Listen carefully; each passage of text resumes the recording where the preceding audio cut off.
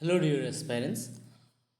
आज हम सॉल्व करने जा रहे हैं यूजीसी नेट सेट का जो पेपर 1 है। पेपर 1 का जो टॉपिक है that is higher education system.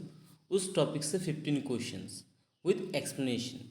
तो चलिए without wasting any time video को स्टार्ट करते हैं and one by one question को पढ़ते हैं एंड सॉल्व करते हैं। So today's first question is University Education Commission was appointed under the chairmanship of so ये जो कमीशन है इसको पहले एस्टेब्लिश कब किया गया था? 1948 को इसको एस्टेब्लिश किया गया था। नाउ किसके चेयरमैनशिप के अंडर में? That is doctor Sarvepalli Radhakrishnan. And आपको एक चीज़ याद रखना है, this is the first commission which was established after India's independence. Bharatvarsh का स्वाधीनता मतलब इंडिया को जब इंडिपेंडेंस मिलने के बाद यही फर्स्ट कमीशन था जिसको एस्टेब्लिश किया गया था, वो भी स्पेशली फॉर यूनिवर्सिटी। ठीक है, यूनिवर्सिटीज़ ऑफ इंडिया, यानी इंडिया में यूनिवर्सिटीज़ एस्टेब्लिश करने का क्या क्या संभावना है उसके ऊपर रिसर्च करने के लिए और एक रिपोर्ट सबमिट करने के लिए इस कमीशन को एस्टेब्लिश किया गया था। ठीक है, स्पेशली जो मतलब प्रॉब्लम्स ऑफ यूनिवर्सिटी था ना एट दैट टाइम, उसके ऊपर रिपोर्ट बनाने के लिए इस कमिटी को या इस कमीशन को अपॉइंट किया गया था गवर्नमेंट ऑफ इंडिया के द्वारा।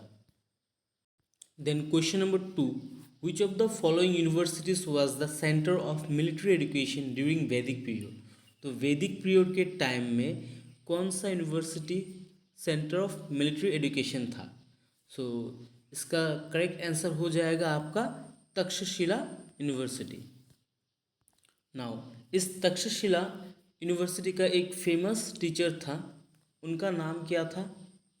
आप लोगों को पता ही होगा, दैट इज चाणक्य या फिर कौटिल्य या फिर उनको विष्णुगुप्त के नाम से भी जाना जाता है। वो कौन थे जो इंडिया में मौर्यन एम्पायर को एस्टेब्लिश किया था? दैट इज चंद्रगुप्त मौर्य, उनके गुरु थे। एंड उन्होंने एक बुक भी लिखा था जिसका नाम क्या था? अर्थशास्त्र। एंड एट प्रेजेंट ये तक्षशिला कहाँ पे है? जो पाकिस्तान है। ठीक है, पाकिस्तान में एक्चुअली एट प्रेजेंट में ये तक्षशिला है। ठीक है, देन कौन से नदी के पार में इसको एस्टेब्लिश किया गया था? दैट इज इंदस रिवर, जिसको सिंधु रिवर के नाम से भी जाना जाता है। यानी इंदस रिवर का जो ईस्टर्न बैंक था वहाँ पे ये तक्षशिला एस्टेब्लिश है या एस्टेब्लिश था। And this university was the learning centre for what? Hindu and Buddhist. यहाँ पे आपका मतलब basically Hindu people and Buddhist people के लिए एक लर्निंग सेंटर था। Then question number 3, CBSE is planning to introduce a competency based assessment called सफल। It stands for, तो सफल का फुल फॉर्म क्या है? सफल का फुल फॉर्म है आपका structured assessment for analysing learning, that is option A. ये जो सफल स्कीम है इसके अंदर में basically grade 3, grade 5 and grade 8 के बच्चे को लिया गया है और ये स्कीम निपुण भारत के अंडर में गिरता है। यानी इसको ये स्कीम क्या करेगा? कौन सा क्लास के बच्चे को कवर करेगा? क्लास 3, क्लास 5 एंड क्लास 8 के बच्चे को कवर करेगा।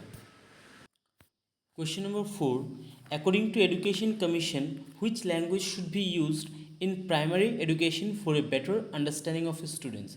तो जो एजुकेशन कमीशन है इसको और कौन सा नाम से जाना जाता है? That is Kothari commission.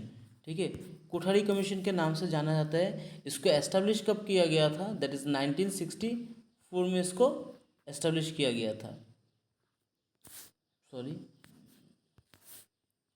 That is 1964 को इसको एस्टेब्लिश किया गया था, राइट। कोठारी कमीशन ने रिकमेंडेशन दिया था कि बच्चे लोगों को specially in primary education in लोगों को कौन सा लैंग्वेज में दिया जाएगा?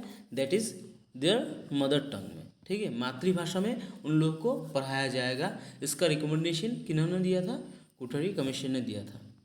देन क्वेश्चन नंबर 5, ये क्वेश्चन थोड़ा कट हो चुका है तो मैं इसको बोल देता हूँ। विच of the following statements best describe the role of a teacher in ancient education system। Ancient education system से ये तीनों स्टेटमेंट से कौन सा स्टेटमेंट एक टीचर के रोल को अच्छे से दर्शाता है? ऑप्शन ए में है, देखिए basically the number of students admitted to a course was not limited. Now since यहाँ पे टीचर का रोल के बारे में बताया है ना, तो पहला स्टेटमेंट जो है टीचर के रोल के हिसाब से, the number of students admitted to a course was not limited, ये बात सच है। बिकॉज कितने सारे स्टूडेंट को पढ़ाना है नहीं पढ़ाना है, it was totally depend on the teacher. Teacher चाहे जितने बच्चों को पढ़ाना चाहते हैं, ही कैन टीच देम, ठीक है। उनका मतलब उनका मर्जी से वो जितने बच्चों को पढ़ाना चाहते थे वो पढ़ा सकते थे। तो ये स्टेटमेंट तो सही है। Then teacher had complete autonomy in all aspects, ये बात भी सच है। एट दैट टाइम क्या था, वो टीचर सेंट्रिक एजुकेशन था, राइट। तो टीचर सब क्षेत्र में अपने मर्जी से काम करता था। Then lecturing was the primary method of teaching, ये तो बात तो पता ही है आप लोगों को।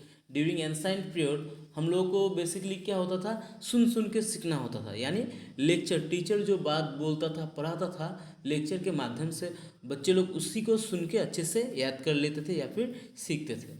तो ए भी स्टेटमेंट सही है। सो इसका सटीक आंसर बन जाएगा कौन सा, that is A B C. Then question number 6, the association of Indian universities established with the objective to. तो AIU का एस्टेब्लिशमेंट किस लिए हुआ था, इसका ऑब्जेक्टिव क्या क्या है? सो पहला वाला ऑब्जेक्टिव जो है that is maintain quality and standards of universities, ये बात तो सही है, ये हो जाएगा। Then serve as an interdisciplinary organisation, ये बात भी सही है, दैट इज ए बी तो सही है। सॉरी, ये बात स्टेटमेंट 1 गलत है, ए बड़ा गलत है, लेकिन ए नहीं होगा, ठीक है, ए गलत है। Serve as an interdisciplinary organisation, ये बात सच है, that is statement B correct है। To facilitate communication, coordination and mutual consultation amongst universities, ये भी इसका ऑब्जेक्टिव है। Then to recognise universities to run different courses, भाई ये काम तो इसका नहीं है, ये काम तो UGC का है, तो ये स्टेटमेंट भी गलत है। To act as a liaison between the universities and the governments, ये बात सच है। तो इसका करेक्ट आंसर बन जाएगा कौन सा, दैट इज BCE। देन इसके साथ और भी ऑब्जेक्टिव्स है, लाइक रिप्रेजेंटेटिव बन के काम करना यूनिवर्सिटीज़ इन इंडिया, ठीक है, जितना भी यूनिवर्सिटीज़ इंडिया में है उसका रिप्रेजेंटेटिव बन के काम करना। देन यूनिवर्सिटीज़ को हेल्प करना, उन लोगों का जो ऑटोनोमस कैरेक्टर है उसको मेंटेन करने में, बहुत सारा ऑब्जेक्टिव्स है। Then question number 7, assertion and reasoning से, environment education was mandated as a compulsory subject in all schools across the country, ये बात तो सही है। बिकॉज स्कूल्स में जितना भी स्कूल है सभी में क्या होता है, एनवायरनमेंटल रिलेटेड सब्जेक्ट पढ़ाया जाता है, ये स्टेटमेंट तो सही है। नाउ इसके रीज़न क्या दिया है, क्योंकि CE works towards capacity building in the field of education for sustainable development. आप जब भी असर्शन रीजनिंग का क्वेश्चन करो ना, तब हमेशा असर्शन के बाद आप बिकॉज लगा दीजिए या फिर कारण लगा दीजिए। So environmental education was mandated as a compulsory subject in all school across the country.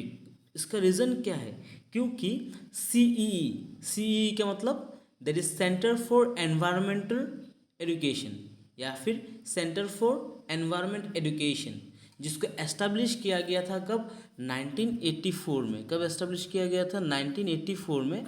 तो इसका काम क्या है, इसने इसको मैंडेटरी कर दिया है कि हर इंडिया में हर स्कूल में क्या पढ़ाया जाएगा आपका, दैट इज एनवायरमेंटल साइंस पढ़ाया जाएगा, या एनवायरमेंटल रिलेटेड सब्जेक्ट या एनवायरमेंटल एजुकेशन प्रोवाइड किया जाएगा। सो इस हिसाब से स्टेटमेंट 1 इसका करेक्ट आंसर बन जाएगा। यानी बोथ असर्शन एंड रीज़न क्या है, सही है, एंड रीज़न इसको सही से एक्सप्लेन भी कर रहा है। Then question number 8, which of the following is not a dual mode university. ना what is dual mode university? Dual mode university मतलब जो ऑनलाइन एंड ऑफलाइन, ठीक है, मतलब जो कैंपस के माध्यम से एंड बिना कैंपस के माध्यम से भी पढ़ाता है। तो ड्यूअल मोड मतलब ओपन यूनिवर्सिटी, ठीक है, और एक होता है रेगुलर यूनिवर्सिटी जहाँ पे आप मतलब जाके पढ़ सकते हो। तो दिल्ली यूनिवर्सिटी में ये फैसिलिटी है, ठीक है। देन बेंगलुरु यूनिवर्सिटी में भी ये फैसिलिटी है मतलब इन्होंने क्या किया है, डुअल मोड में एजुकेशन प्रोवाइड करते हैं। देन मद्रास यूनिवर्सिटी भी डुअल मोड में एजुकेशन प्रोवाइड करते हैं। लेकिन यहाँ पे जो इग्नो है, that is Indira Gandhi national open university, ये सिर्फ क्या है, सिंगल मोड में ही पढ़ाता है। दैट इज़ कौन सा, आपका ऑनलाइन माध्यम से, इजंट इट, ऑनलाइन माध्यम से ये पढ़ाता है। तो यहाँ पे पूछा ही है which of the following is not a dual mode university, तो इसका करेक्ट आंसर बन जाएगा कौन सा, जो नहीं है वही, दैट इज ऑप्शन 4। और इसका एस्टेब्लिशमेंट कब हुआ था, 1985 में इसका एस्टेब्लिशमेंट हुआ था। यानी सिंपली बात अगर कहो, दैट इज इग्नो क्या है, एक ऑफ कैंपस प्रोग्राम है, यानी जिसके माध्यम से मतलब जहाँ पे आप क्या कर सकते हो, थ्रू ऑनलाइन पढ़ सकते हो। Now this is a fact based question है। तो the Indian institute of advance study is located at where, it is at Shimla, that is IIAS। इसको एस्टेब्लिश कब किया गया था, 1965 में इसको एस्टेब्लिश किया गया था। कब, 1965 में। आप लोगों को ये डेट याद रखना है, कभी कभी ये लोग मैच द फॉलोइंग दे देते हैं डेट के साथ कि कब इसको एस्टेब्लिश किया गया था एंड किसके द्वारा एस्टेब्लिश किया गया था, that is ministry of education,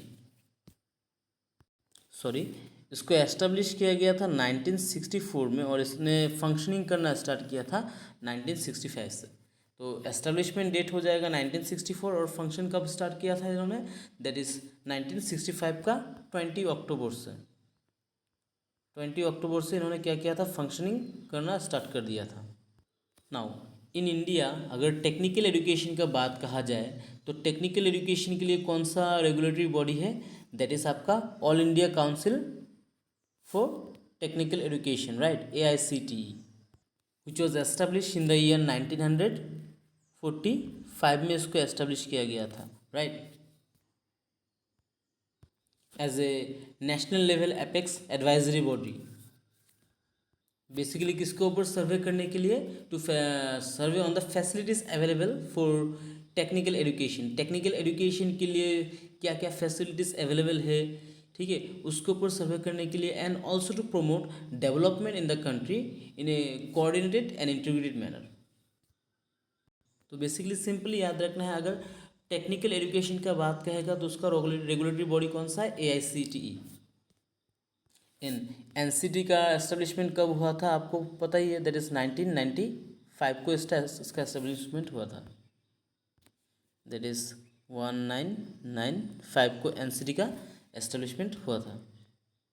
and AIU का एस्टेब्लिशमेंट कब हुआ था, 1925 में इसका एस्टेब्लिशमेंट हुआ था। आई होप समझ में आ गया। Identify the correct answer of articles and its provision regarding the Universities Act 1994।